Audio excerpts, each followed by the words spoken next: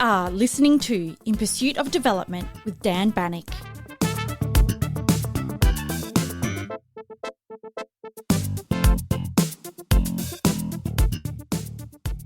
Bangladesh is often hailed as a development success story. Rapid poverty reduction, big health gains, and an export engine that has transformed millions of lives.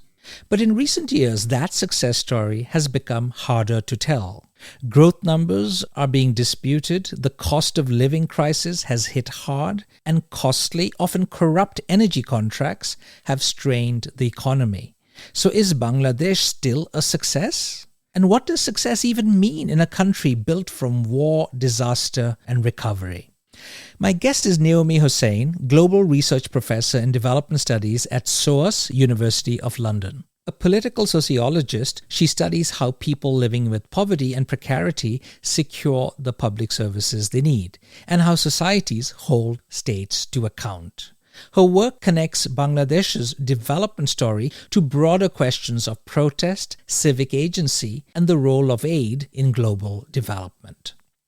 When Bangladesh gained independence in 1971, it was devastated, millions displaced, infrastructure ruined, and food insecurity acute. Then came a devastating cyclone, a brutal war, and the 1974 famine that killed more than 1 million people. Out of that trauma emerged a basic realization among the country's elites. You can't develop if your people are starving. That consensus led to investment in disaster protection and food security, the foundation for subsequent economic growth. The country became a laboratory for innovation, including oral rehydration therapy, microfinance, and cash stipends for schooling, all scaled across a dense and resilient society. None of it was perfect, but together these efforts reduced vulnerability and widened opportunity, especially for women. Politics, however, has always shaped the pace and direction of change. Recent governments in Bangladesh pursued a developmental state model: infrastructure first, power at any cost. But corruption, crony capitalism, and external shocks have tested that approach. Today, Bangladesh faces new pressures: climate change, privatized social services, and the fading memory of famine that once united its elites around protecting people living in poverty. In this episode, Naomi and I explore how and to what extent Bangladesh learned from numerous crises, how that learning is now being tested, and what its experience reveals about development itself, not as triumph or failure, but as a long struggle to build resilience in a fragile world. If you find this conversation useful, please share it, rate the show, and help spread the word about In Pursuit of Development. It helps keep these global conversations alive and reach new listeners.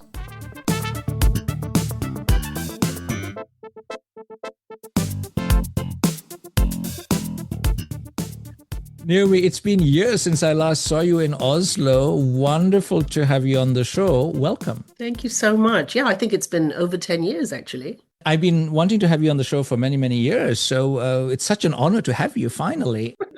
Of late, I've been thinking more and more about all the depressing stuff. But in all of this depressing world that we live in, there are actually some development positives. And we don't talk nearly enough about successes in development. We are obsessed with failure. And one of the successes that one talks about increasingly is Bangladesh. And so my first question to you, just to get us started, is Bangladesh a development success? I know you're going to say yes, but help us understand how so. Well, I would say yes, but it's become actually quite a controversial topic in the last year and a half.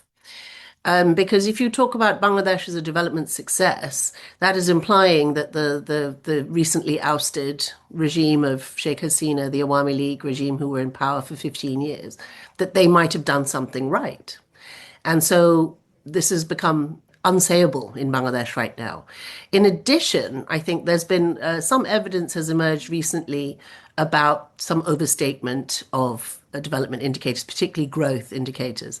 Now, it's not quite clear how much falsification there was, but there was certainly some fuzziness around the numbers. I think that the idea that poverty reduced, I think, for a long time into, the 2020s was actually true. The poverty numbers are not easily fudgeable. But very recently, the last 3 or 4 years, I think really since 2022, when Russia invaded Ukraine and we had this cost of living crisis that has affected the whole world, I think Bangladesh was affected quite hard by that, not having any natural resources of its own, being very dependent on energy imports, but also having set up loads of energy contracts that were very costly, were corrupt essentially. So people really suffering the cost of living crisis there. There has been some worsening of poverty in the last couple of years. But that said, what you need to do, I think, is really take a much longer historical view of Bangladesh and to understand its success in its 54 years span. And the reason we talk about Bangladesh as a success largely is that actually when Bangladesh was born in 1971, it was what Henry Kissinger called the basket case. Indeed. No natural resources, 10 million refugees in India, 16 million displaced, infrastructure decimated, no functioning state, food security, which I'm sure we'll talk about a lot, was extremely serious problem. This is after decades of neo-colonial rule and centuries of colonial rule, which meant that all of the high value added industries were siphoned out of the country and so on and so forth. So in the last 50 years, though, Bangladesh really did turn itself around. And instead of being the basket case forever, instead of being, as I always say, the poster child for third world misery, it started to develop in various different ways. For me, the argument I've always made is that a really critical turning point was the famine of 1974. And after that there was a kind of an elite consensus emerged around what Bangladesh really needed to do. And a foundational part of this, and this is the bit that often gets ignored when people pick up my ideas, they ignore this bit, which is that the first thing they did was try to put in place protection against natural disasters and against food crises. These were the two things that were really important. Just before Bangladesh became independent, there was this enormous cyclone, the polar cyclone in 1970, probably the trigger, the struggle that finally happened. And the Pakistan government really didn't do much to help the survivors. Did very little, in fact, was very neglectful, in fact, of these people. About 500,000 people probably died. 500,000 people. But we don't even know because there were no numbers and no effort to collect those numbers. Isn't there talk about 1.5 million? So that's the famine. Oh, that's the famine. Yeah, sorry, this is polar. So we have this horrendous sequence of events in the early 70s in Bangladesh. We had 1970, the polar cyclone. Then we had elections. Then we had a war in which unknown hundreds of thousands were killed and tens of thousands, if not hundreds of thousands of women were raped. Then we had in 1974 a famine that killed 1.5 million, probably killed 1.5 million people.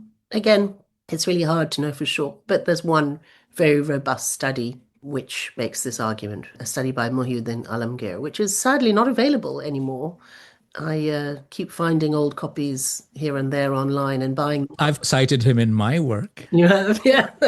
So it's a really important study. It's a really important study. So you had this sequence of disasters in the early 70s. You had this terrible cyclone. You had this devastating war. And then in 1974, you had this famine. So you had this country in which most people were very poor and often very hungry, but also very exposed to disasters of various kinds, flooding and cyclones, tropical storms in particular. So really, this is where that foundation of Bangladesh's success lies, is in putting in place infrastructure to protect against these disasters, to respond to these disasters, and to reduce the likelihood of food crises. After that, all the other growth story, the garments industry, opening up to global markets, etc., happened. But had they not put in place the protection against disasters and food crises to begin with, we would still be where we were, I think, in 1971. On the issue of data, I've spoken to people from BRAC and I've spoken to many development scholars on Bangladesh, and they seem to agree that apart from poverty reduction, you also have very clear indication on health, on child and maternal mortality, on the reduction of infectious diseases. Then, the Grameen Bank story, empowerment of women, and of course, the apparel industry. And all of this is taking place in a situation where you've had authoritarian governments and democracy. And then, as you rightly mentioned, that it has become more controversial to actually claim the success. But what did the former government of Sheikh Hasina do right, in your view? If they did anything No, right? no, they absolutely did. And again, it's what we really need to do, I think, as analysts of development, of the politics of development, is to try to tease out what did go right and when it started to go wrong.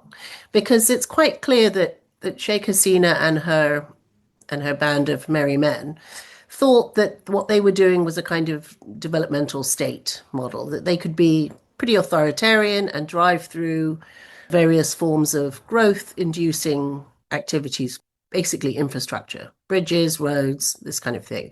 If you had been in Dhaka, say 2010, and then visited again in 2025, it's quite unrecognizable. The city has really, really changed. Still lots of traffic, but if you're a rich person, you can pay the toll roads, you can fly along the expressway. It looks like any other big developing country city now. So there was a lot of infrastructure, and that's the main thing that they did. They did enable power to be supplied, but through these contracts that were, it turns out, quite corrupt and are losing the country, billions, or at least a billion a year, which is a lot for Bangladesh. But I think there's an important sense in which development happened because people want to develop, people are smart, people have just enough space to do their own thing, to grow. I think to some extent you could say that development happened despite what they became later in their term. Later in their term, it really became a form of crony capitalism. The banking sector was very, very fragile by the end. Bank loans were being taken by big businessmen who were associated with the party, with the Awami League, and those enormous loans were just taken. That was it. You just siphoned the money off and went and bought a few apartments in Belgravia or somewhere fancy in London or Dubai or Singapore every night. So the economy was really on its knees by the end, partly because, as I said, of the cost of living crisis induced by the Ukraine shock, partly because of the crony capitalism and the banking sector. So what they did right, I think, was a lot of signaling, a lot of small scale. Nothing is very small in Bangladesh. It's a big country, obviously, in terms of population, but a lot of social innovations, some health, some education, some what you'd call social protection, very, very small bhattas, like boyashko bhatta, the old age pension, and the allowance for pregnant women and so on. And these were really interesting. And there's a bunch of these for school children as well. Very small amounts of money, using often digital technology increasingly, Bcash, this, money, mobile money apps. Very small, but actually they kind of did, I think, give people, I know this from my research on the primary education stipend program, that they gave people a sense of a government that was reaching out to them. You were a mother and you would get this small amount of few hundred taka on your phone, and this came directly from Sheikh Hasina. There's a sense in which, the government is asking you to send your kids to school, to get your kids vaccinated, and so on, and they're giving you something towards it. So all of these small things, I think, really added up. There's a lot of signaling also about women's rights and tackling violence against women, more signaling than actual policy implementation, it must be said. But signaling is not unimportant. I think the whole question of microfinance also is really important when you look at it over the 40 odd years or so that it's been in operation. And now, now that I work at SOAS and I read development studies, master's dissertations all the time, and PhD dissertations, and there's a very strong critical tendency, as you know, in the literature against microfinance. It's pushing people into indebtedness, and it's turning everyone into a neoliberal subject, and so on and so forth, not empowering of women, and so on. And I think this is an important literature, and we have to pay attention to it. But I think it rather overstates some of these matters, and I think it also fails to take into account what that was like in Bangladesh in the 70s and the 80s, when you had no social protection, no state, where you were subject to, floods and disasters or your husband getting sick or whatever it was, and you needed cash. Actually, these microloans did help to reduce vulnerability. I think there's some question about whether they ever reduced poverty at all, but reducing vulnerability is not nothing, particularly for poor rural women. So I think all of those things mattered. The garments industry, of course, it employed a lot of women in relatively low paid jobs, but it changed women's horizons. It moved them. They could do different things. You didn't have to if you were poor, you didn't have to go and work as a maidservant in someone's house, which is, as we know, the worst kind of work you can do. You could go and work in a very hard factory job. So I think all of these things really changed the landscape for women in particular. I've also noticed this tendency now to be far more critical of microfinance than was the case before. Before, maybe 10 years ago, there was a uniform sort of praise, one-sided praise that everything was fantastic. Yunus got the Peace Prize. And then it started to go downhill in the sense of more criticisms. The criticism is more from India or microfinance practices in other parts than Bangladesh, it seems to me. I may be wrong.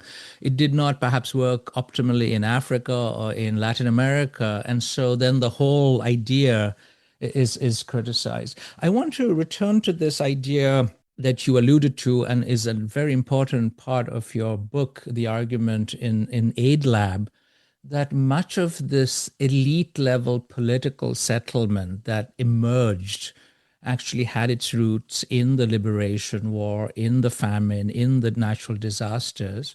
And if I remember correctly, you had a threefold argument where one of the explanations is that the elites realized that they had to cooperate in order for them to survive. So there's an elite level political bargain or settlement. The second had to do with recognizing, the elites recognizing that they had to provide a certain basic level of social protection. And I suppose the operative word is basic. It wasn't very extensive, right?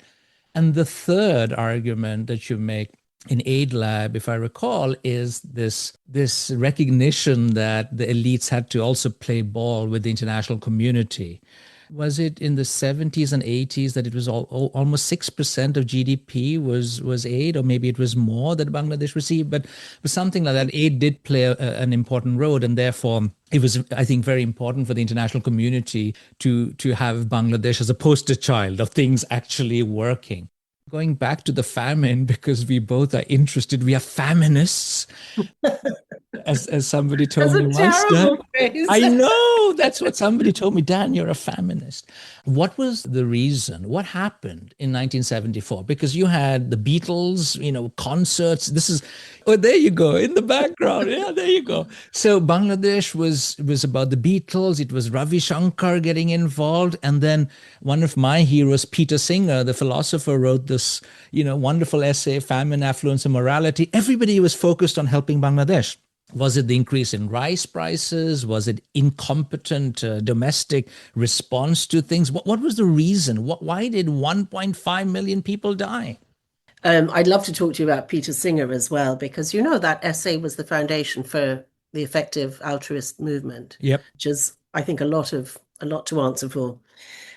So on the elite bargain, on the elite consensus, essentially that emerged after the 70s, I think you have to remember that what happened after 1974, after the famine peaked, Sheikh Mujib, who was then the prime minister, abolished the constitution and made it into a one-party state and was very repressive of all of the many contenders for power that were there floating around after the war, lots of armed groups and so on, and then was murdered in August 1975 with his whole family, a really brutal murder, which I think the country has never recovered from. I think we've seen again in the last year the reverberations of that brutality and the way it just gets recycled across the generations. I think Bangladeshis, we've almost become used to violence is how we do politics. And I think this is one of the things that really drags us down. But after 1974, after 1975, there was a kind of elite consensus emerged. And it's a kind of it's not like everyone sat down at a table and said, "Hey, let's figure out how we can work together." It's not like that. It's just that certain things emerged as baseline, as things you had to absolutely do. And protecting the population against mass starvation was one of those things. You've got to remember this is a region, this is our region. It's we've had famine after famine going back hundreds of years, largely thanks to, The British. yeah, well, exactly. The displacement, the interference in markets, the interference in livelihoods, and all the rest of it. I mean, just so many dimensions to it we can't even begin to discuss now. But these are people who have experienced a lot of disasters over the decades, over the centuries, and these elites, I think, began to realize that you couldn't do anything, you couldn't develop if people weren't eating. And Professor Osmani, the eminent economist, has said, he wrote in the 1980s that the Bangladesh's development problem was a food security problem. It was the same thing. You couldn't do anything without dealing with food security.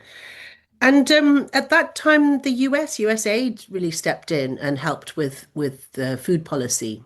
They helped, and the successive governments started to target whatever food aid they had towards the rural poor after that time.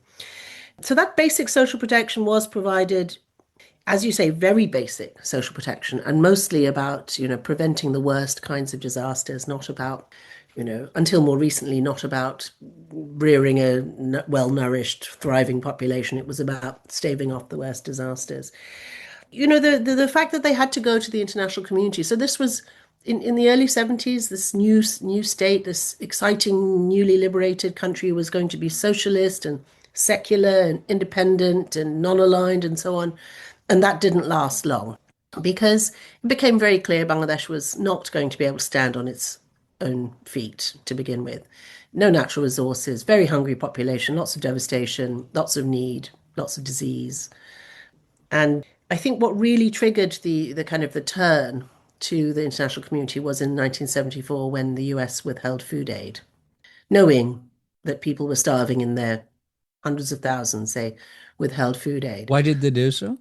So it's a very murky thing, and I just wish at some point some bright PhD student would come to me and say, let's do a thesis on this topic, but no one so far has done so. It's a really interesting and terrible chapter. We have to remember that Henry Kissinger was then Secretary of State, and he had beef with Bangladesh going way back because in 1971 he tilted towards Pakistan against this liberation war against Bangladesh, and just always preferred Pakistan. As you know, he was not a great fan of India or Indira Gandhi or anyone either, but he really hated Bangladesh. And I think the sense is that they had a formal reason for withholding food aid, which was that Bangladesh had traded with Cuba. They had sold $5 million worth of jute sacks to Cuba as a kind of solidarity, not so much for the $5 million, right? But under PL 480, which is the US public law that governed food aid, I don't even know if it still exists in the Trump era, actually. You were not allowed to trade with communist nations if you were going to receive US food aid. So they had this as an excuse. Having said that, Egypt, which also traded with communist nations and was not going through a famine, was also getting food aid. So they could bend the rules if it was strategically important for them. They did not for Bangladesh, even though they knew that millions were dying, thousands, hundreds of thousands, and then millions were dying. And I think one reason is that there was a theory going around the Washington, D.C. policy circles in those days, as you know, triage theory. So the Paddock brothers wrote that terrible book, such an atrocious book. I feel like putting it on reading lists because I think people should read the stupidity and the racism and the general. But actually, that book probably was very powerful and influential. I think that there's some evidence that people in Washington, D.C. circles in the mid-70s were talking about triage. They were talking about things like Garrett Hardin's, I was thinking of Garrett Hardin. yeah, Garrett Hardin's lifeboat ethics and so on.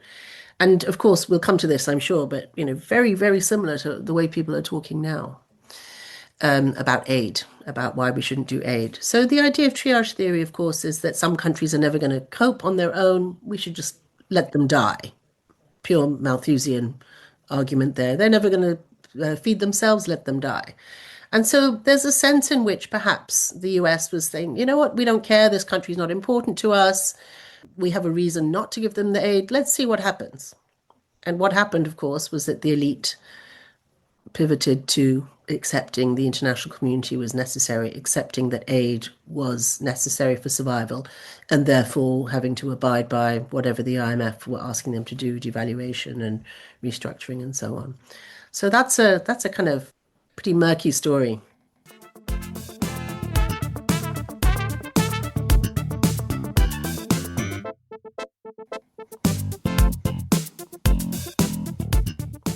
I was thinking of Garrett Hardin because, when I mentioned Peter Singer, the response to Peter Singer's article was Hardin saying basically we have ownership rights to whatever we produce and we are morally obligated not to share what we have with the rest of the world. If they are producing children and they're creating problems for themselves, there's not enough food, too many people, it's their problem. And we only have very few seats on this lifeboat that are reserved only for us.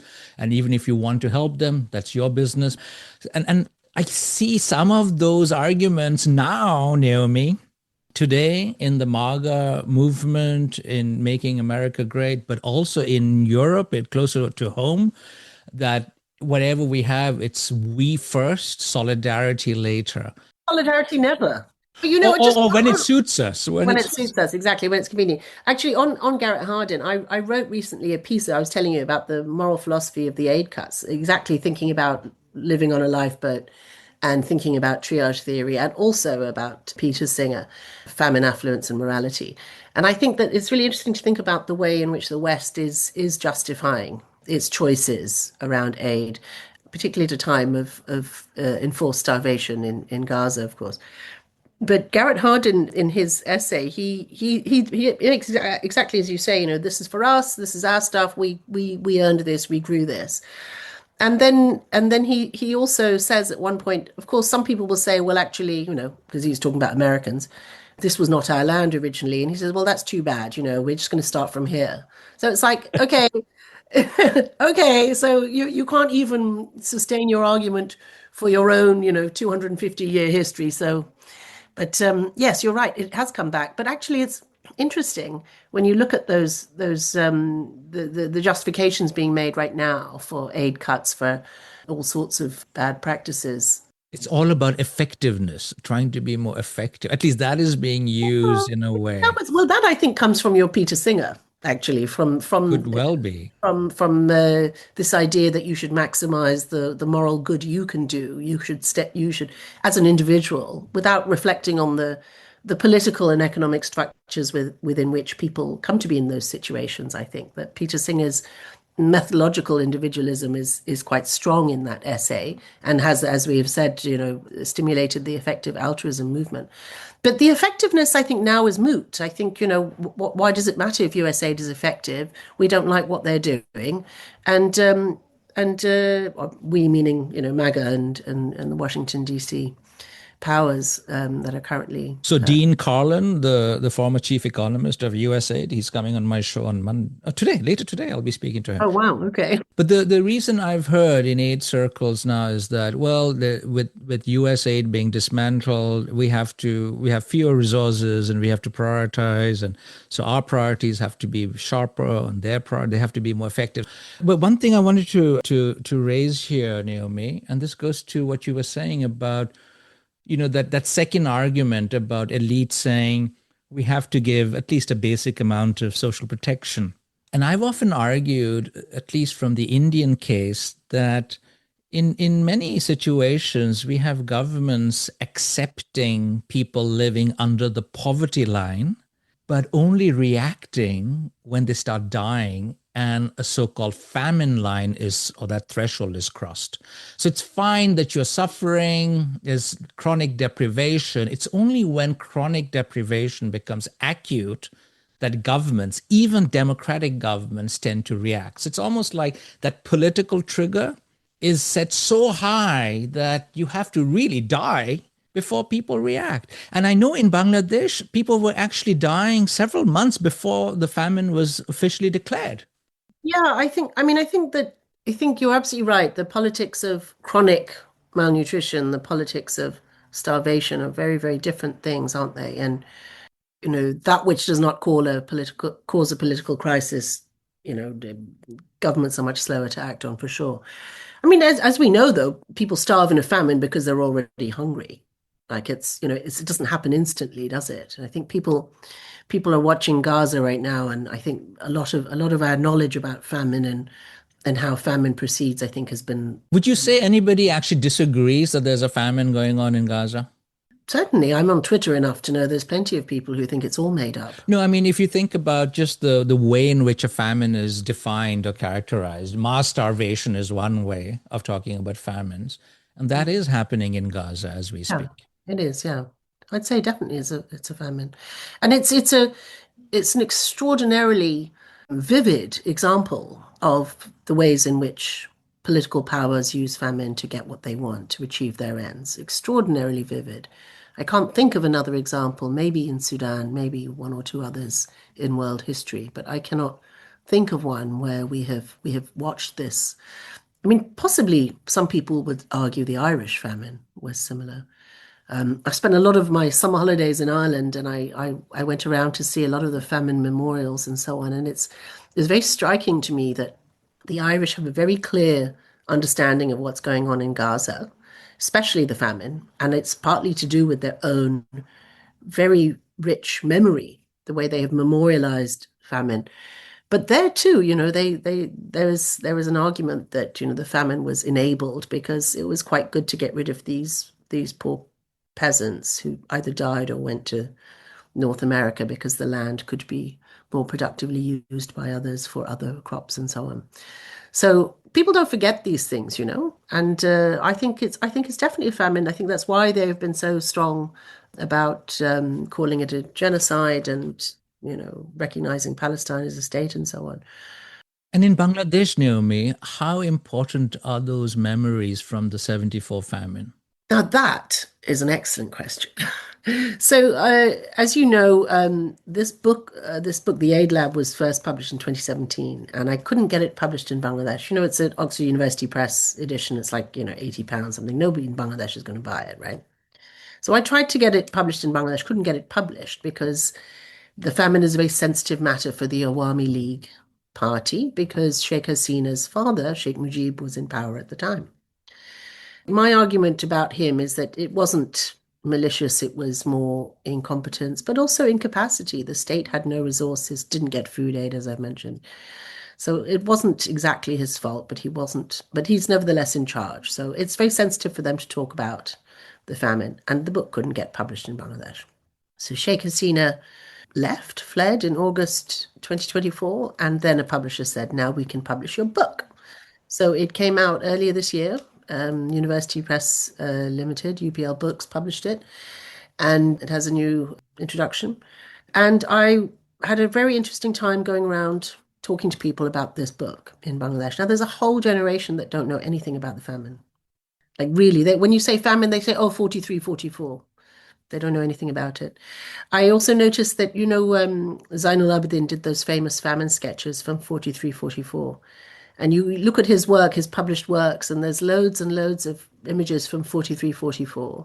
I only found one from 1974. He was the, what do you call it? Shilpacharya. He was the national artist in the 70s by this time, quite an elderly man. He died not long after the famine. But we didn't find many of his drawings of the famine. More recently, some have come to light. And it's very interesting that they are stuck in the private collections of very rich people, rather than being seen publicly. So there's no famine memory. So what there is, no public famine memory. There's a lot of private famine memories. And when I started talking and writing about the famine again, people started to talk about their memories. And there was a big investment summit earlier this year, I think April or something like that this year. And Professor Yunus got up and started talking about the famine. And I understand that this was triggered by the fact that his press secretary had read my book and read my articles and had his own famine memories, the hardship that his own family had suffered. And he had shared this with Professor Yunus. So he mentioned the famine and said, look how far we've come from those times. Because I don't know if you know this, the Grameen Bank was among other, among the triggers for the founding of the Grameen Bank was, I didn't know that. yeah, he was there in the famine and he, seeing all these people starving, thinking, what's the point of all this economic theory if people are starving in front of my very eyes? There's plenty of examples of that kind of epiphany, if you like, among the Bangladeshi elite. And certainly among people like Amartya Sen or Rehman Soban and many others, I think at least Amartya Sen remembers his father or his family helping people, In coming 43. the Yeah. 43 famine. But also in Bengal, I know Satyajit Ray made a film. I don't remember what it was called, Durbhik or something about the Ashwani, famine. Ashwani Shankar? No, that wasn't Yes, him. Ashani Shanket. That's the one. That's the one. But that's So the 43 family. again, it's still the 43. So that's why I'm just sort of curious because it's only some of us who've been studying it or been reading about it. And I was thinking that much of what you write is in a way shaped. I mean, I suppose this political settlement that we elites can't allow this to happen again. So this is how I see things, at least in India. And sometimes this discussion that we can accept starvation deaths, but not famine, something about these levels of deprivation. But I wanted to also ask you about that third argument that you had that elites were interacting with the international aid community in the 70s, 80s. And of course, Bangladesh does not receive that much aid. I suppose it does receive a little, but not as much as it used to before. No. How important was that aid? Because, one of the things, Naomi, is that aid agencies love some form of attribution. It is because of them that development took place. It is because of them that poverty was reduced. And yet we know it's the politics of development. It's the national, local, regional bodies and politicians that are important. So, how would you characterize that role of the international aid in Bangladesh's development story? I think that for me, the role of international aid is one of experimenting in Bangladesh. There's a wonderful book by Michelle Murphy, actually. There's a couple of wonderful books by Michelle Murphy, who's a feminist science scholar at the University of Toronto, I think. She wrote her book, The Economization of Life, it's called, exactly the same time I published The Aid Lab. So neither of us knew each other's work at that point or knew that book. But she makes these points about experimentalism. And, Bangladesh is a great place for doing social and economic experiments, if you like. So, first of all, the whole nation can be seen as a kind of economic experiment. Let's see what happens if a country without natural resources opens its market, opens its doors to the, international markets and invests in export industry and so on. And we've seen, without it's a neoliberal regime par supreme. I mean, it really is, there's hardly any labor regulations that actually function. So, aid was conditioned on Bangladesh, the elites actually opening up the economy. Absolutely, of course it was. Yeah, it was one of the four. Long before India had gone that way, Bangladesh was moving towards the open markets agenda. Everything was being privatized and so on from the 80s onwards. And accepting aid, certainly food aid was really important and kept the country afloat for many years. It was very important. But I think this experimentalism was quite interesting. So Bangladesh is a great place for social and economic experiments because it's a very homogenous population, very densely populated. You can try things out, and if they work, you can scale them. We're talking about aid effectiveness. Bangladesh has always been a place for trying out these innovations. Some of them, of course, have been marvelous. So the oral rehydration therapy, that saved millions of children from death by diarrhea, was all pioneered and tested and developed in Bangladesh.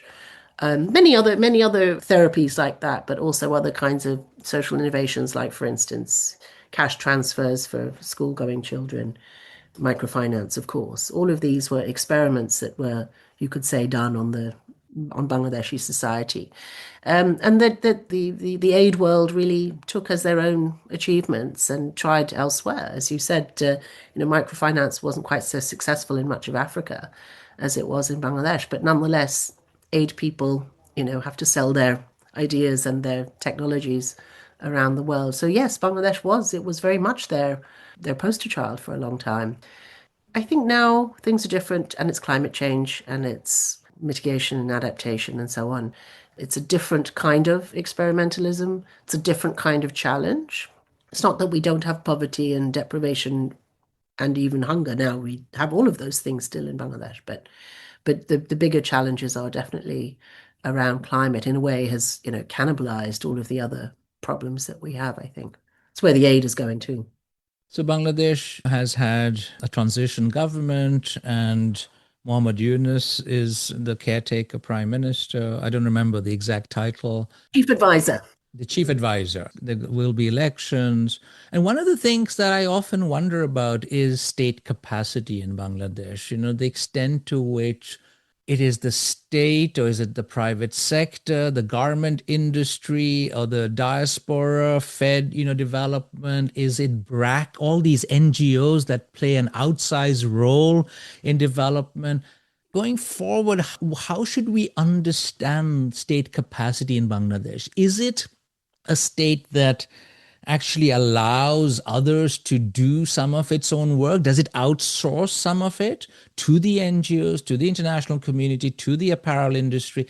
How does this work, and how will it shape Bangladesh's development in the next decade or so? The state capacity is just a really crucial issue. Absolutely. It is I think those of us who have studied the state-society relationship closely in Bangladesh, I think we all agree that it's a weak state and a strong society. I think this was Sarah White's term initially, but I think we all agree that it has remained that. It's got stronger, and certainly under Sheikh Hasina's government, there was a lot more investment in state capacity. The state was stronger, but the state was also captured by the political party, so it was a state party, which is in a way easier to manage than an independent state if you are a somewhat authoritarian government. State capacity, I think, I think there is a tendency to want to allow the private sector to do a lot of things. So, for instance, we're having a kind of creeping privatization of education.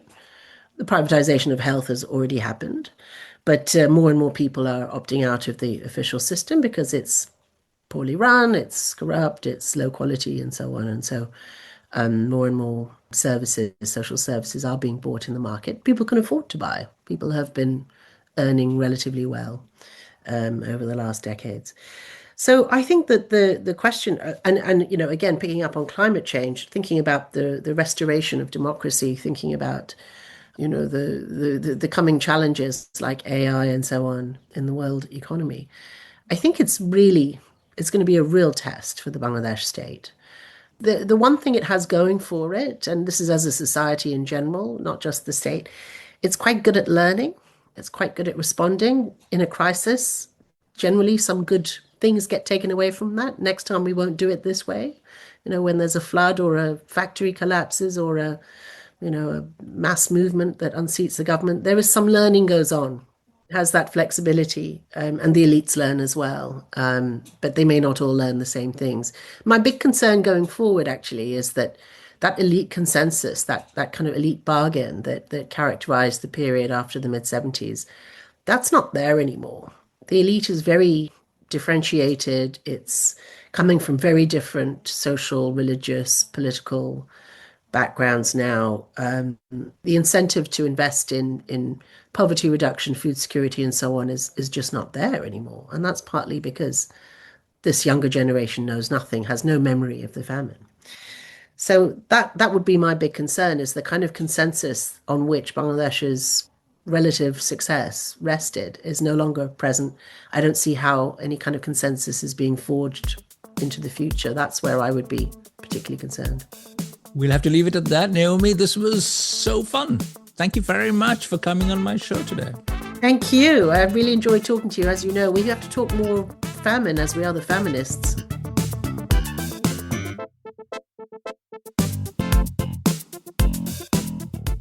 Thank you for listening to In Pursuit of Development with Professor Dan Bannock from the University of Oslo. Please email your questions, comments and suggestions to inpursuitofdevelopment@gmail.com.